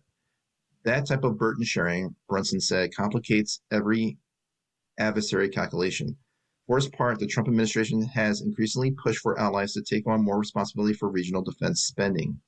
Across Europe, defense spending in 2025 surged 14% to $864 billion, according to a report published last month by the Stockholm International Peace Research Institute. Military expenditures across Asia also soared in 2025, with Japan's defense spending climbing 9.7% and Taiwan's 14%, among others. U.S. allies in Asia and Oceania, such as Australia, Japan, and the Philippines, are spending more on their militaries, not only due to longstanding regional tensions, but also due to growing uncertainty over U.S. support. Diego Lopez da Silva, senior researcher with the SIPRI Military Expenditure and Arms Production Program, wrote in the assessment, "As in Europe, U.S. allies in Asia and Oceania are also under pressure from the Trump administration to spend more on their militaries. The emphasis has yielded results in South Korea, which Brunson credited with being a producer of security rather than a consumer, while promising to up its defense spending to 3.5% of its GDP. Shared deterrence responsibilities across the Indo-Pacific were also on display just days before the launch of LAMPAC 2026, as the U.S. military wrapped up the 41st iteration of Exercise Balakatan, the largest annual bilateral exercise between the U.S. and the Philippines. This year's 19-day exercise was also joined by Australia, Japan, New Zealand, France, and Canada, the later four of which put troops on the ground for the first time as part of the exercise. Balakatan 2026 marked a strategic evolution from a bilateral exercise to a full-scale multinational mission rehearsal for the defense of the Philippines, U.S. Navy Admiral Samuel J. Paparo, commander of the U.S. Indo-Pacific Command, said of the event. The growth reflects the security environment. It reflects the sovereign choices of free nations. And in our next article, USS Gerald R. Ford Air Wing returns home after 11 months, dated May 13th, 2026. Jets and helicopters assigned to the world's largest aircraft carrier finally returned to the U.S. on Monday after historically long deployment. Aircraft from the Gerald R. Ford Carrier Strike Group's Carrier Air Wing 8 arrived at their home naval air stations after deploying to the U.S. Central Command, U.S. European Command, and U.S. Southern Command area of responsibilities over a 322-day stretch. The officers and sailors of Carrier Air Wing 8 have served their nation with distinction, Rear Admiral Rich Brophy, the commander of the Naval Air Force Atlantic, said. Throughout their record-breaking deployment, these aviators successfully conducted worldwide operations embodying the highest ideals of resilience, courage, and selfless service to the nation, he said. The Carrier Strike Group deployed in support of Operation Epic Fury in the Middle East and participated in combat operations for Operation Southern Spear and Operation Absolute Resolve in the Caribbean Sea. During the deployment, the Air Wing conducted more than 11,500 flight operations, the Navy said. Carrier Air Wing 8 includes Strike Fighter Aircraft Squadron 31, 37, 87, 213, Electronic Air Attack Squadron 142, Airborne Command and Control Squadron 124, Fleet Logistics Support Squadron 40, Helicopter Maritime Strike Squadron 70, and Helicopter Sea Combat Squadron 9. Pilots flew FA-18E and FA-18F Super Hornets, as well as the EA-18G Growlers, E-2D Advanced Hawkeyes, C-2A Greyhounds, MH-60R Seahawks, and MH-60S Nighthawks. USS Gerald R. Ford broke the record for longest post-Vietnam War deployment on April 15th, when it surpassed the USS Abraham Lincoln's 2020 deployment of 295 days. USS Nimitz was at sea for a record 341 days in 2020 and 2021, but spent a portion of that deployment stationed ashore as it faced quarantine periods to prevent the spread of COVID-19. Factoring in those isolation periods, the carrier was forward deployed in support of American security interests for only 263 days, according to USNI News. USS Midway holds the record for longest carrier deployment, spending 332 days at sea during the Vietnam War. In case you're just now joining us, you're listening to The Military Times. And in our next article, U.S. Navy runs out of money by July, top officer warns, dated May 13th, 2026. U.S. Navy needs an infusion of cash in the next 2 months to prevent interruption in how it conducts military training and other operations, the service's highest-ranking officer told lawmakers on Tuesday. Chief of Naval Operations Admiral Daryl Caudle warned members of Congress at a budget hearing for the House Appropriations Subcommittee on Defense about the service's impending budget crunch amid the current rate of operations in the Middle East. I will have to start making decisions to change training, operations, certification, events, those type of things we do to generate our force in the July timeframe and their current expenditure, Caudle said. That money would have to come from supplemental funding requests, which the Trump administration has not yet submitted to Congress. The Iran war has cost the U.S. approximately $29 billion so far, according to the Pentagon's acting comptroller, Jules Hurst III, who spoke Tuesday at a Capitol Hill hearing. The price was $25 billion 2 weeks ago, he said, but that has increased due to updated repair and replacement of equipment costs and in general operational costs of maintaining military presence in the Middle East. Senator Mark Kelly, Democrat of Arizona, told CBS Face the Nation, that the U.S. has significantly depleted its stockpile of munitions during the Iran war, including Tomahawk missiles, Army tactical missile systems, SM-3 interceptors, terminal high altitude area defense systems, or THAADs, and Patriot missiles. The fiscal 2027 Defense Department budget request is $1.5 trillion. Of that, $377.5 billion is allotted for the U.S. Navy, representing a 23% increase from the year before. U.S. and Iran are currently in the middle of a ceasefire that began in early April. Though the suspension of hostilities was tested last week when the countries exchanged fire, the Trump administration said it is working to reach an agreement with Iran that would end the war. President Donald Trump, however, cast Tehran's most recent peace proposal as garbage, and Iran warned of a lesson-teaching response if the U.S. resumed military operations.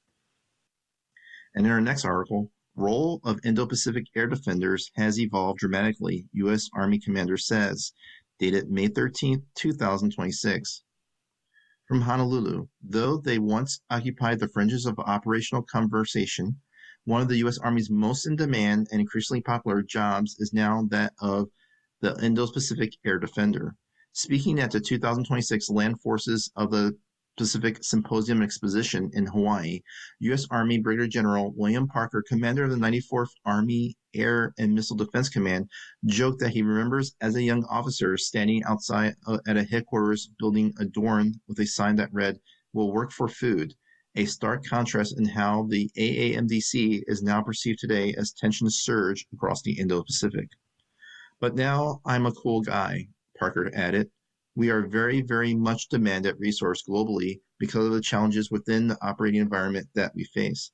The 94th AAMDC's mission includes protecting critical assets and formations within the expansive Indo-Pacific theater from enemy missile, air, and drone attacks. The command was reactivated in 2005, roughly 7 years after it shuttered. The command's mission, Parker's discussed, is now especially focused on delivering layered defense at scale across a region that has seen its strategic importance skyrocket as the U.S. military and partner nations continue to contend with emerging security threats from China and North Korea. Parker said there has been a consistent sense of urgency over the last 10 to 15 years as the People's Republic of China speedily develops both its capabilities and capacity. These contributions to a challenging environment come as the U.S. air and missile defense community is undergoing its largest period of modernization in history, Parker said. Among those new critical developments is the incorporation of the Integrated Air and Missile Defense Battle Command System, or IBCS, a network of command and control systems, sensors, and interceptors that offer commanders from any branch or partner nation a tailored approach to thwart threats ranging from cruise missiles to drones. The IBC's capability really brings us to the concept of any sensor, Parker said. They are the most effective shooter that allows us to break the paradigm of having to rely solely on Patriot radar systems. Beyond tech developments, Parker hammered home the importance of continued allied collaboration while staring down and deterring threats out of Beijing. We can't do any of what we do today without allies and partners, Parker said. We don't fight alone. We haven't fought alone for a long time. Our partners help us protect our critical assets and critical formations that we have within this theater. Days before the launch of LAMPAC 2026, the U.S. military wrapped up the 41st iteration of Exercise Balakatan, the largest annual bilateral exercise between U.S. and Philippine militaries. The year's 19-day exercise was also joined by Australia, Japan, New Zealand, France, and Canada, the later four which put troops on the ground for the first time as part of the exercise. Balakatan 2026 marked a strategic evolution from a bilateral exercise to a full-scale multinational mission rehearsal for the defense of the Philippines. U.S. Navy Admiral Samuel J. Paparo, commander of the U.S. Indo-Pacific Command, said of the event, "That growth reflects the security environment. It reflects the sovereign choice of free nations. The surge in partner participation," Parker noted at LAMPAC, "is a direct reflection of the region's security importance, and the role of the air defender," he added, "is at the heart of it all. It's both an interesting and challenging time," Parker said. "It's a great time to be an air defender. If you don't believe it, just watch the news every night." And in our next article, Contractor awarded $3.5 billion to build out U.S. Coast Guard's Arctic Security Cutter fleet. Dated May 13, 2026. U.S. shipbuilder Davie Defense Incorporated announced on Wednesday that it has finalized its contract with the U.S. Coast Guard to build and deliver 5 Arctic security cutters. The contract, first announced mid-February, will bring the total amount of cutters being manufactured to 11 to meet President Donald Trump's executive orders to expand the icebreaker fleet, Military Times previously reported. The Davie Defense, the U.S. arm of the UK-owned maritime group Inosia, is set to construct 3 of the ships at the company's Gulf Copper facilities in Galveston and Port Arthur, Texas. The other 2 will be built at the company's affiliate shipyard in Helsinki, Finland. During an April 28th House Subcommittee hearing on the Coast Guard's fiscal 2027 budget, Representative John Garamendi, Democrat California, questioned the use of Finland's shipyard in building the latest cutters and whether it was a contradiction to the April 2025 Shipbuilding and Harbor Infrastructure for Prosperity and Security Ships for America aimed at revitalizing U.S. maritime industry. Admiral Kevin E. Lunde, Commandant of the Coast Guard, responded that the contract was well within the signed 2024 ICE Pact, a trilateral agreement between the United States, Canada, and Finland to combine collective knowledge, resources, and expertise to produce Arctic and polar icebreaker breakers, according to the Department of Homeland Security. We needed to begin by leveraging the overseas capability and proven shipbuilding in Finland so we could onshore more work back in the U.S. and rebuild our defense industrial base. And that's what we're doing, sir, Lundy noted. The first cutter is set to be delivered to the Guard in 2028, with the contract running through February 2035. Finalizing this contract represents decisive action to guarantee American security in the Arctic, Lunde said in a statement. The Arctic security cutters will deliver the essential capability to uphold U.S. sovereignty against adversaries' aggressive economic and military actions in the Arctic. These cutters will ensure the Coast Guard's ability to control, secure, and defend our northern border and maritime approaches. The announcement comes as the service eyes far-flung frozen Arctic and Antarctic missions as a result of the region's increasing geopolitical importance. The Coast Guard is currently operating with a lone heavy polar icebreaker, the USCGC Polar Star, and 2 medium polar icebreakers, the USCGC Healy and the USCGC Storis, which just returned to home port on Monday after a 36-day deployment to the Arctic. The Storis is the first icebreaker to join a fleet in more than 2 decades. According to DHS, the Coast Guard is utilizing the $25 billion provided by the fiscal 2025 budget reconciliation and has already ordered over $13 billion in new fleet assets and capabilities. With increasing Russian and Chinese naval incursions, DHS is ramping up its facilities and its fleet to facilitate a greater maritime presence in the north. The agency announced last May that it had approved the construction of the service's first polar security cutter in nearly 50 years, as well as invested $323 million in renovations for its Seattle-based icebreaker facilities and the upgrades to shore facilities at Juneau, Alaska. The 5 cutters to be delivered by Davie Defense will represent a new class of Arctic icebreakers designed to conduct U.S. Coast Guard missions in the world's most challenging maritime environments, according to the release. The ASC program will provide the Coast Guard with a modern icebreaking fleet to assure national security, maritime safety, and Arctic access. And in our next article, AI has saved a lot of aircraft in Epic Fury, AFSOC chief says, dated May 13, 2026. The head of Air Force Special Operations Command revealed that an AI-powered intelligence collection and transfer system has been in use since the first day of Operation Epic Fury to help large attack drones and manned aircraft avoid Iranian threats. Speaking at a hearing before the Senate Armed Services Committee Tuesday, Lieutenant General Michael Connolly said necessity had been the mother of invention and spurring the service to have to apply available machine learning tools to combat operations.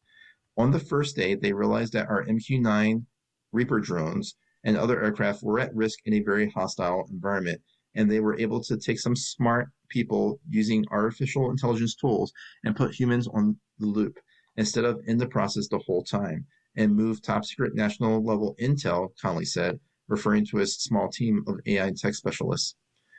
The process of moving intelligence would have taken human operators 20 to 30 minutes to get that to a crew, into a cockpit, and into a ground control station, he said.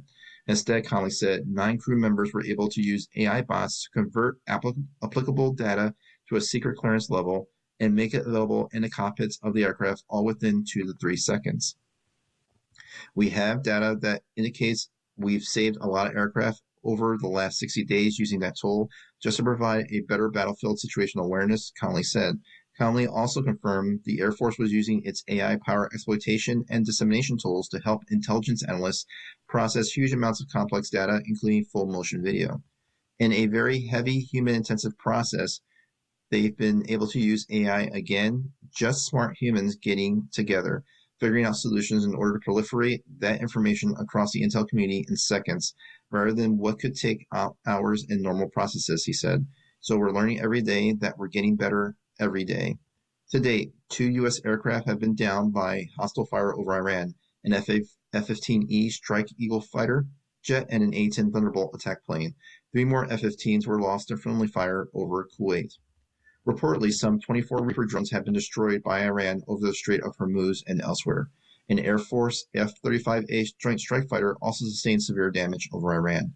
While aviation losses have been significant, Conley's comments offer a rare window into prospective casualties that may have been averted, and how AFSOC is employing emerging tools to expand its operational picture. The Air Force recently released contracting documents for a desired next-generation Air Operations Center weapon system that would deliver more AI tools to planners at the geographic combatant commands, an effort for which it has not specified a procurement timeline. Conley held MQ-9 operations in Epic Fury particularly noteworthy. Our MQ-9 Enterprise proved that adaptive airmen can transform any platform and mission envelope, destroying hundreds of targets in contested operating areas, he said. I believe recent operations have been the MQ-9 community's finest hours. He also held the work of AFSOC in rescuing 2 F-15 pilots in April in a daring and widely praised joint operation. The mission resulted in the loss of 2 MC-130 aircraft as well as 4 Army MH-6 Little Bird helicopters. Conley said he'd like to see the aircraft replaced quickly, although he said he expected it to take some time. And in our next article, Marines mandate service-wide AI training by year's end, dated May 13, 2026. The Marine Corps will require all Marines, active duty, reserve, officer, and enlisted to complete a basic artificial intelligence course by the end of the year, according to a Friday Marine Advantage Administrative Message, or MERA admin. The service's goal is to familiarize Marines with generative artificial intelligence platforms and large language models, such as Google's Gemini, OpenAI's ChatGPT, and xAI's Grok, which are among the tools available through the Defense Department's recently launched GenAI.mil platform. The requirement follows broader DoD efforts to integrate AI cross-training, administration, and operational planning while establishing standards for responsible use of the technology. In an email, Major Hector Infante, the Communications Director for Marine Training and Education Command, said the course is intended to give Marines a foundational understanding of artificial intelligence and its relevance to today's operating environment. Infante said the 45-minute online course will introduce key AI concepts, practical application, and responsible use considerations through interview-style segments featuring experts discussing policy and operational applications. He added that the course will focus on how AI can support decision-making and mission effectiveness and promote awareness of the tool rather than technical expertise. According to the MERA admin, all Marines have until December 31st, 2026 to complete the course. They can enroll and access the course through the Marine Corps e-learning ecosystem, or MCELE, formerly MarineNet. Civilians working with the Corps are highly encouraged to take the course as well. Additionally, the Marines said that intermediate and advanced AI courses are currently in development and will be available sometime this fiscal year. Last December, DoD unveiled that the GenAI.mil platform as part of the White House's plan to expand AI infrastructure and introduce AI tools throughout the government. About a month later, the Marines made the platform its official chatbot and began retiring its previous tool, the Non-Classified Internet Protocol Regenerative Router Generative Pre-Training Transformer, or NIPR GPT. Kyle Kamo Machedo, a former Marine cyber officer turned technology consultant, explained in a video tutorial that GenAI.mil makes commercial AI tools available in a secure network. Think of it as a military-grade version of the AI tools that you've heard about, from ChatGPT to Anthropic Claude to Google Gemini, but it lives inside government-level security and policy enforcement, Machedo said. When describing GenAI.mil, military officials often use terms like efficient and force multiplier, but they're light on practical use. However, Defense Secretary Pete Hegseth used layman's terms to explain that possibilities early on. In a memo released alongside the announcement, Hegseth wrote that it can help you write documents, ask questions, conduct deep research, format content, and unlock new possibilities across your daily workflows. It removes wasted time and focuses more of our energy into decisive results for the warfighter, he added. And in our next article, Australian jets intercept U.S. military planes 2 days in a row, dated May 13th, 2026. From Vienna, Austrian Eurofighter Typhoon fighter jets scrambled 2 days in a row to intercept U.S. military aircraft, the government said. The interceptions took place on May 10th and 11th and were related to modified PC-12 turboprop aircraft that the U.S. military uses primarily for signals intelligence and scouting operations. The U.S. designation for the aircraft is U-28. The contrary to initial reporting in German language media, no aircraft seems to have illegally violated Australian airspace. The U.S. Air Force have filed for an overflight permit for 2 aircraft on May 10th, but didn't use it. When later that day, 2 different U.S. Air Force aircraft approached Australian airspace unannounced, jets were scrambled to meet them, but they turned back before crossing the border. Australian military spokesperson Michael Bauer said in a statement on X on Wednesday. The U.S. refiled the overflight permit for the following day and used it then. The Australian Air Force sent fighter jets to confirm that the aircraft overflying the airspace matched what had been approved. Some things you have to see for yourself, Bauer said in a reply on X. Australian jets were scrambled in a Priority A intercept on May 11th, Bauer said on Tuesday, marking the highest urgency in Australian Air Force's nomenclature. Later reporting by the major Australian Daily Der Standard cited the Australian government as saying that as of Wednesday, the verdict was still out on whether the planes that overflew Australian airspace were the ones for which a permit had been issued. No further details were provided on what was taking so long for the verification. Austria is not a member of the NATO alliance and has perpetual neutrality enshrined in its constitution. Transits by foreign militaries, whether by land or by air, require prior approval or are generally granted only if they are unrelated to a war.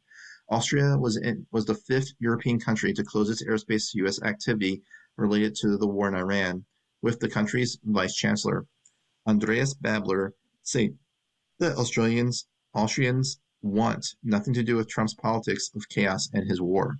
The May 11th intercept reportedly took place over the Totes-Gebirge mountain range in Upper Austria, over 60 kilometers from the German border. The American planes were met by Eurofighter Typhoons. Swiss news portal 20 Minuten first reported on the incursion, and it was later confirmed by other German language media, although initial reporting stated that unpermitted airspace violations had taken place, a claim that was refuted by Austrian military on Wednesday. This flight took place after an administrative error in the overflight clearance paperwork was corrected, an official from U.S. European Command told Defense News in an email. The United States continues to work closely with Austrian authorities on any questions regarding overflights and fully complies with Australian laws and procedures. Publicly available reporting of unauthorized U.S. overflights is rare, and permissions are generally granted in peacetime. Austria's location in geography, a thin sliver of land between major NATO allies, Germany and Italy, and dividing northern from southern Europe, makes it a prime transit route. Neighboring Switzerland has similar neutrality policies. The most remarkable precedent is a case in October 2002 when the U.S. attempted to smuggle 2 F-117A Nighthawks stealth attack aircraft through Austrian airspace by following a flight plan only for the company KC-10 tanker aircraft. Austrian Draken fighter jets identified the undeclared aircraft, and Vienna later lodged a formal diplomatic complaint. The recent incidents, too, will be addressed through diplomatic channels, Bauer said. And in our next article, Canada eyes Turkey as a fellow mid-power ally in weapons development, dated May 11, 2026. From Istanbul, Canada is seeking a rapid expansion of defense and industrial ties with Turkey as Ottawa looks for trusted middle power partners amid shifting global security dynamics, Canadian Secretary of State for Defense Procurement Stephen Furr said during Saha Expo 2026. Speaking to Defense News during his first visit to Turkey, Furr described Ankara as a trusted partner and a valuable ally, highlighting Turkey's advances in drones, counter-drone systems, ammunition production, and autonomous technologies as potential areas for future cooperation. The middle powers have to come together in a way they didn't before, said Furr, reflecting that Canadian political drive to establish new cooperation between the middle powers as the United States steps back from its traditional role in the world. Individually, we're just not big enough, but collectively, we are, Furr said. Alliances between middle powers are not always smooth. Between 2019 and January 2024, Canada imposed restrictions on arms sales to Turkey and canceled a number of export permits, creating a de facto weapons embargo. When asked about whether the embargo was politically worth it, Furr stressed that he was elected in 2025 and stated that Canada is focused on the future. Furr noted that during his meetings in Turkey, officials on both sides had prioritized practical collaboration and strategic alignment instead of revisiting earlier disputes. Nobody raised any past information or anything that happened in the past. He said everyone is focused on responding to the moment and how we can work together moving forward. The Canadian official also pointed to upcoming high-level political engagement between the two countries, including planned visits by Prime Minister Mark Carney and current discussions surrounding a possible free trade agreement. Ottawa does not have the luxury of wasting time to accelerate defense production and procurement. Central to Canada's ambition to expand its defense industrial capacity is the newly accepted Defense Industrial Strategy and the creation of a new Defense Investment Agency. Our strategy is to build, partner, buy, Furr said. If it's urgent, we'll probably have to go and buy it. If it's something they can wait for, they'll have to co-develop it. The minister stressed that Ottawa wants partnerships that help stimulate Canadian industry rather than relying solely on direct foreign procurement. Furr said Turkey's experience in developing an indigenous defense industrial base offers lessons for Ottawa, particularly in areas where Ankara has achieved rapid technological growth and supply chain independence. He described Turkey as one of a small number of countries that have successfully developed a mature and largely independent defense industrial ecosystem, comparing Ankara's progress to that of South Korea and France.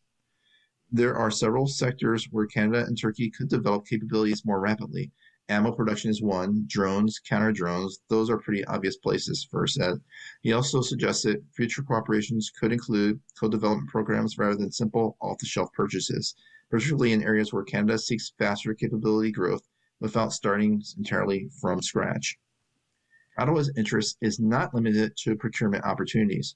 Furr described Canada as a stable and reliable investment destination, highlighting the country's financial system, investment climate, and policies aimed at encouraging foreign direct investment.